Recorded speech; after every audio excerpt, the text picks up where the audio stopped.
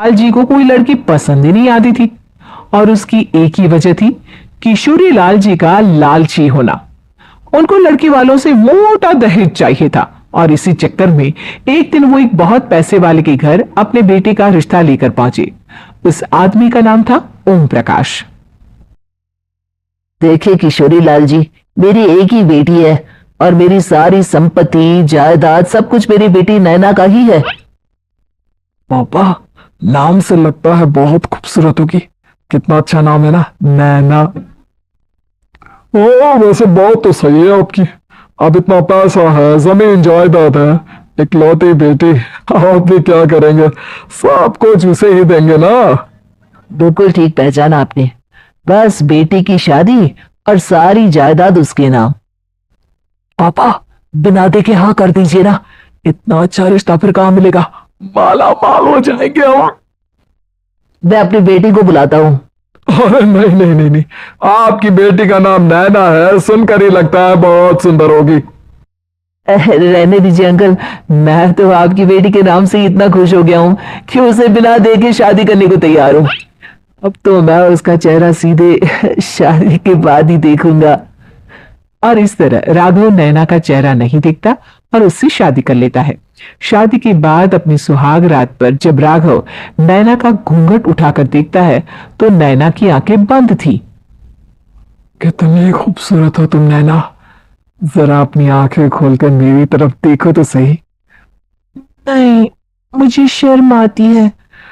अरे मैंने तुम्हें शादी से पहले भी नहीं देखा और अब अगर तुम आंखें खोलकर मुझे देखोगी भी नहीं तो मुझे अच्छा कैसे लगेगा?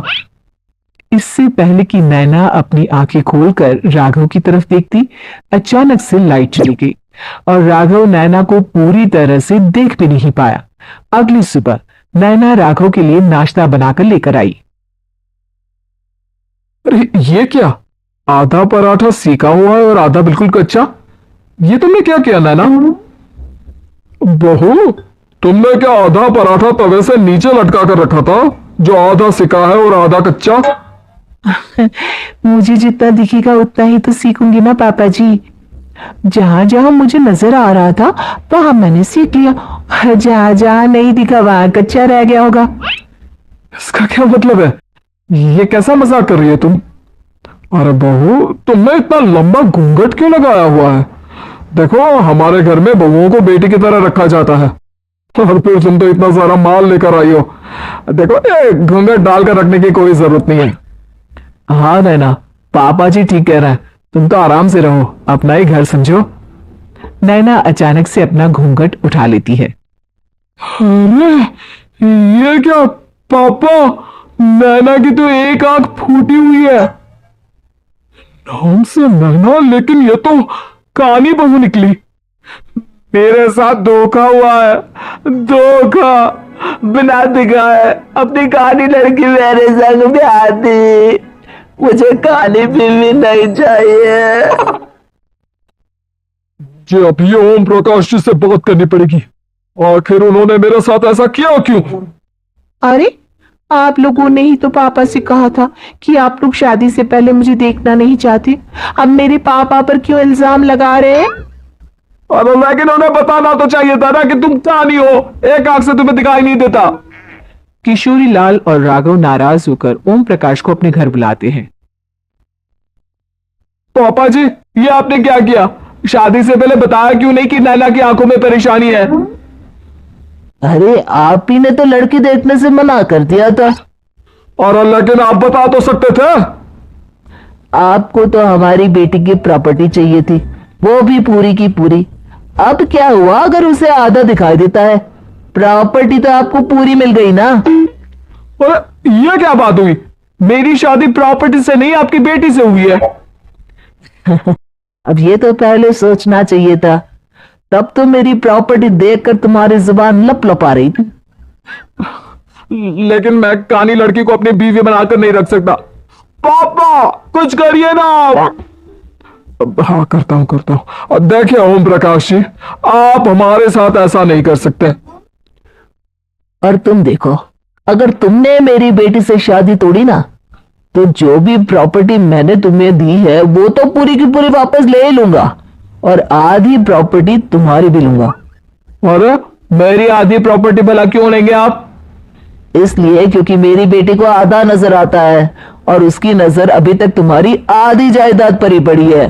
अब तुम उसे घर से निकालोगे तो कुछ तो लेकर जाएगी ना। और अगर हम आपकी बेटी को अपने घर की बहू बनाकर रखे तो?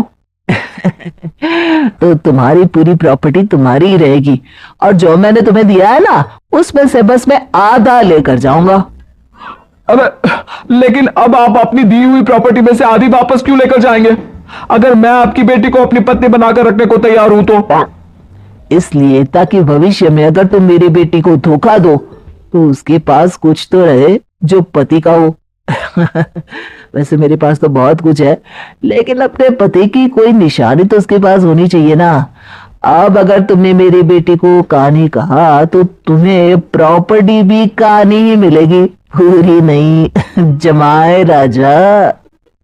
किशोरी लाल और राघव समझ चुके थे कि वो बुरी तरह फंस चुके हैं और अब उनके पास वहां से निकलने का कोई चारा नहीं है। अब समझ में आया ना, लालच बुरी बला होती है। एक तो तुम्हें प्रॉपर्टी मिली, ऊपर से बीवी मिली, उसमें तुम्हें नखरे भी दिखाने हैं। आए बड़े, चुपचाप बैठो तुम।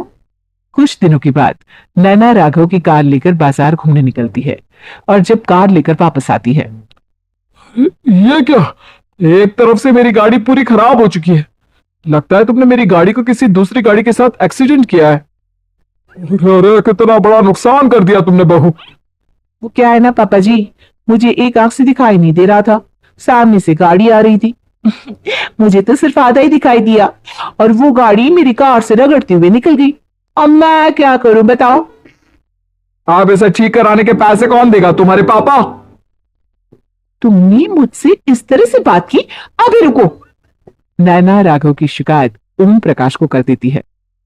देखो राघव, अब जो मेरी आधी प्रॉपर्टी तुम्हारे पास थी ना उसमें से आधी और मैं लेकर जाऊंगा क्योंकि तुमने मेरी बेटी को डांटा। अरे नहीं पापा जी, गलती हो गई, माफ कर दो। गलती की तो कोई गुंजाइश ही नहीं। अगली बार मेरी बेटी को डांटा तो बची हुई आधी में से आधी और ले जाऊंगा। लालच के चक्कर में हम दोनों ने बहुत बड़ी गलती कर दी बेटा।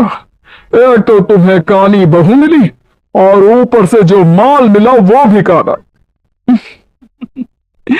इस तरह राघव की हर एक गलती पर ओम प्रकाश उसकी प्रॉपर्टी का आधा आधा हिस्सा लेकर अपना सारा माल वापस ले गया और राघव को कानी बीवी से काम चलाना पड़ा। भाई लालच वाकई में बुरी बला है।